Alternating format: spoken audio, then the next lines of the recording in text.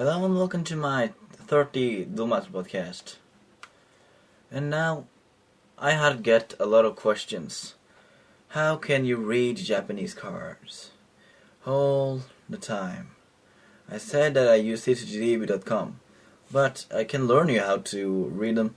If you wonder what kind of symbols you like to use, you go back to, I think it was Duel Masters podcast 15 or 16, I doesn't remember. So, well, you only need hiragana and katakana and no two kanji. Today I'm gonna talk about the names. How names is made up on cards. Because, can you even see on those kanji what sound? You can't.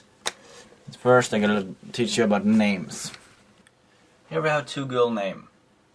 We have Caroline and you have Selena. The differentiation is the C here, because the letters is wrong used.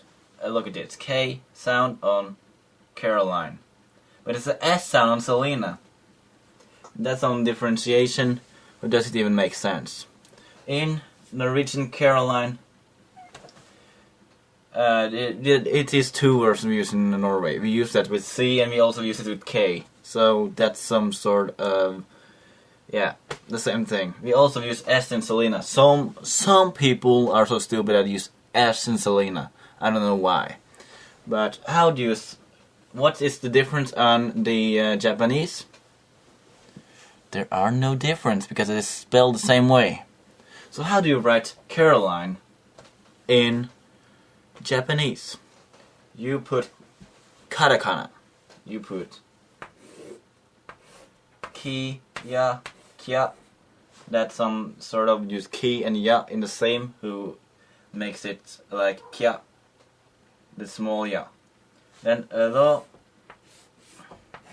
and ra, then e, and then That's strange.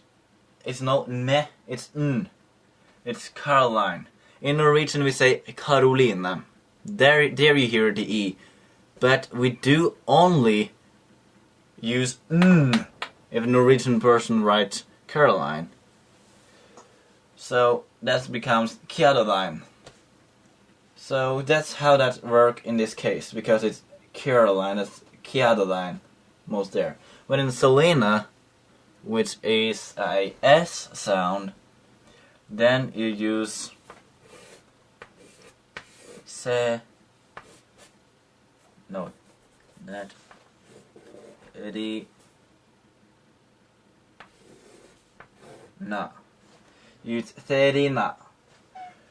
Well, how is it spelled? It's se, ri, na. There are no L sound in Japanese. You can spell the R sound more as L. So it becomes Serena.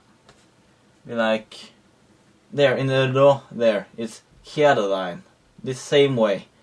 But you use the se because it's a S sound. There are no C sound. You can use the Z sound as tha, ji, thu, the, tho, but that's not in the same way as you use that.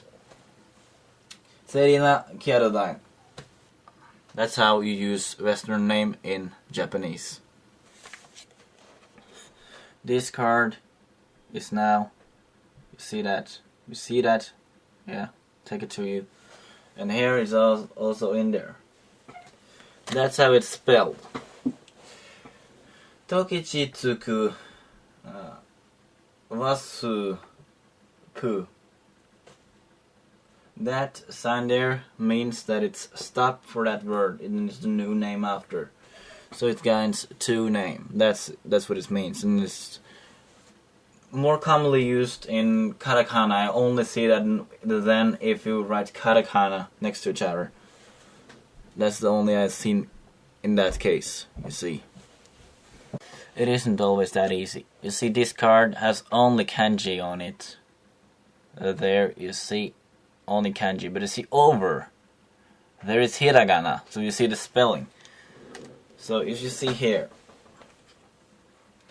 mu, what first kanji, and ken for next, and shu for next. Mukenshu. That's the spelling. I doesn't know if I spell it 100% right, but some sort of this. Mugenshu. This is ke with 10 and it becomes ge. So Mugenshu. Mugenshu.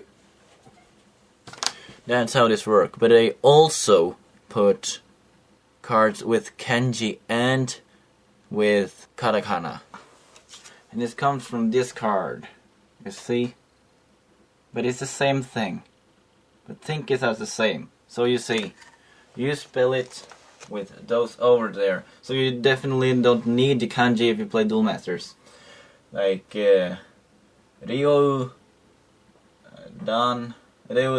no su karu seto ni, and then stop sound. There's some sort of stop sound that stroke there.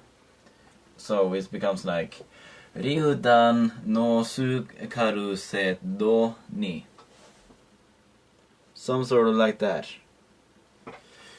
Names in Duel Masters is not the most important. That's the reason I take it first. But it's easy to see that you don't need kanji if you learn to play Duel Masters, because it's always hiragana and katakana over it. So if you like to play Duel Masters, you can kill 2 birds in one stone with learning Japanese in the same time. But if you're lazy, you can just go to cityGB.com. A lot of people who play Magic says that Duel Masters is not complicated enough.